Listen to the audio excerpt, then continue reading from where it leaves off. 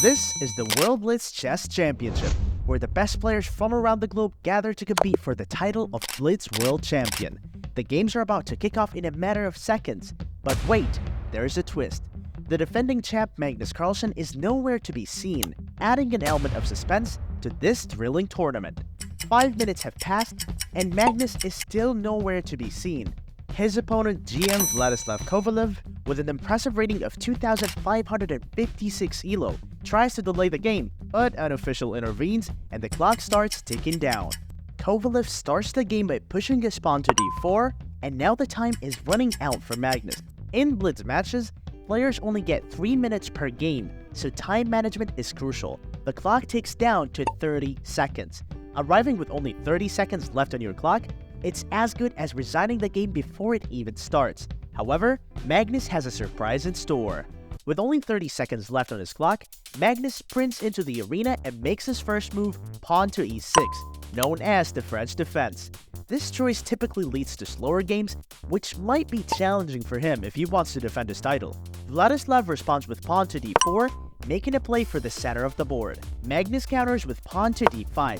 They exchange their center pawns, opening up the e-file and exposing both kings. Vladislav develops his knight to f3, and Magnus brings out his dark squared bishop to d6. After thinking for some time, Vladislav advances his pawn to c4, again threatening the center squares. Magnus seizes the chance to develop his knight to f6, both defending the pawn on d5 and developing a piece. Vladislav takes almost a full minute, and then he brings his knight to d3 to attack the d5 square. By deliberately wasting his own time to match the situation, Kovalev exemplified the essence of a true sportsman in the chess world. While Magnus quickly castles his king to safety, Vladislav continues to think carefully about his moves, demonstrating sportsmanship by not rushing. Magnus moves his rook to e8, checking Vladislav and preventing him from castling. Vladislav blocks the check with his light squared bishop, but falls into a pin. Magnus develops a second knight to d7. With confidence, Magnus takes a moment to organize his pieces since his king is no longer directly in check. Vladislav takes advantage of the opportunity to castle and move his king to safety. The game progresses and Magnus takes Vladislav's knight on d5 with his own knight, opening up an interesting sequence of moves. Kovalev attacks Magnus's knight with his light squared bishop, and Magnus defends with his pawn on c6. Both players bring their queens out to the b-file, looking for a trade. Vladislav decides not to engage in an endgame battle against the renowned endgame expert Magnus, and hence avoids the queen trade. He instead captures on d5.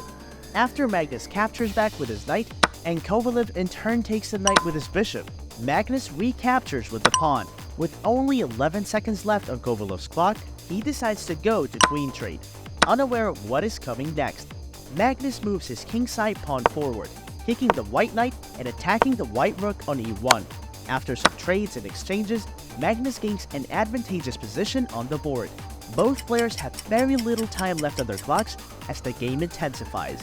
Magnus pushes his rook forward to a4, planning an attack.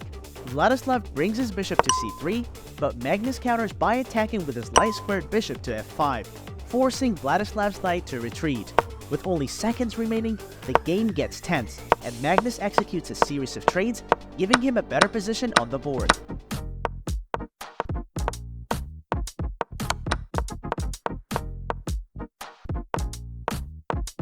Both players maneuver their kings toward the center, and Magnus checks Vladislav's with his bishop on b5. Vladislav attacks Magnus's rook on a2 with his king, forcing it to retreat. Vladislav then trades on c4 with his knight, not knowing this is going to be a huge mistake. Magnus launches a huge attack on white's rook, attacking it with his king and then with his rook, which allows Magnus to win a pawn. Kovalev retaliates by sliding his rook, giving a check to Magnus, but Magnus is an endgame god. They say Magnus's endgame skills are so incredible that even the pawns beg him for mercy. Please, Magnus, spare us from your brilliant maneuvers. In the end, Magnus proves to be the strong player, winning multiple pawns and eventually the game. After a few more moves, both players shake hands, Vladislav concedes, giving Magnus the victory.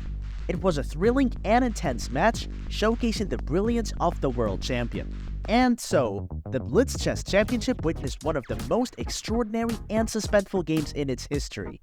Magnus Carlsen, despite arriving 2.5 minutes late, displayed a flair for the unexpected, leaving everyone on the edge of their seats. But it was GM Vladislav Kovalev who truly shone as a sportsman, intentionally wasting his time to level the playing field.